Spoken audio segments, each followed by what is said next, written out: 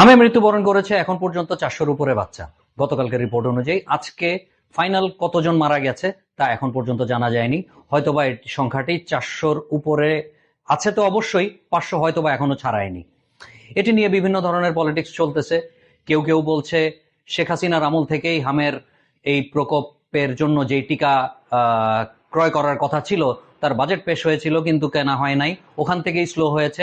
আবার কেউ কেউ যুক্তি দিচ্ছেন এই বাচ্চাগুলা যারা মারা যাচ্ছে তাদের বয়স বেশিরভাগই 2 বছরের নিচে এবং এগুলো পুরো দায়ী ইন্টারিম গভর্নমেন্টের।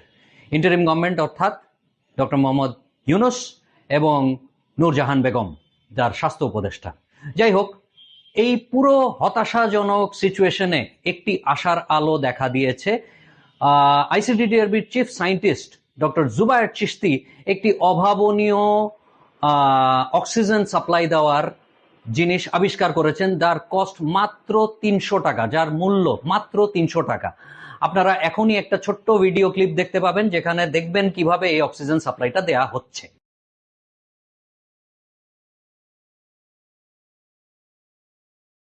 যাই হোক, ভিডিওটা আপনারা দেখেছেন।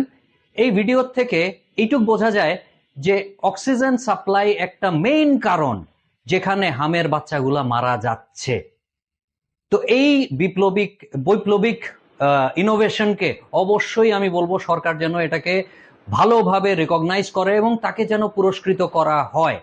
এবং আমি আমার কিছু ডাক্তার বন্ধু বান্ধবের সাথে কথা বলেছি, তারা বলেছে এই বৈপ্লবিক ইনোভেটিভ আইডিয়ার কারণে তাদের বাচ্চাদের যে এখন আইসিইউতে নেওয়া হচ্ছিল সেই আইসিইউতে নেওয়ার প্রয়োজনীয়তা 60% কমে এসেছে।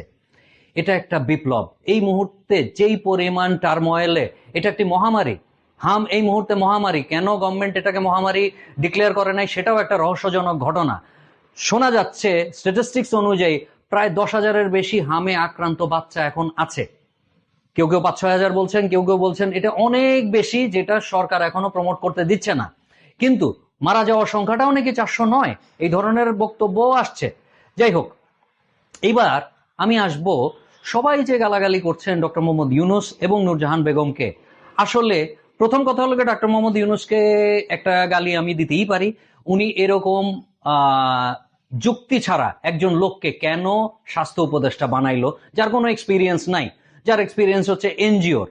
কিন্তু এখানে আমরা একটা বড় পয়েন্ট মিস করে যাচ্ছি। প্রতিমন্ত্রী পর্যায়ে একজন লোক কিন্তু ওখানে ছিল, যাকে আমরা কেউ কখনো কোনো ধরনের আলোচনাতেই তাকে আনি নাই। তিনি বিএমইউ অর্থাৎ বঙ্গবন্ধু বাংলা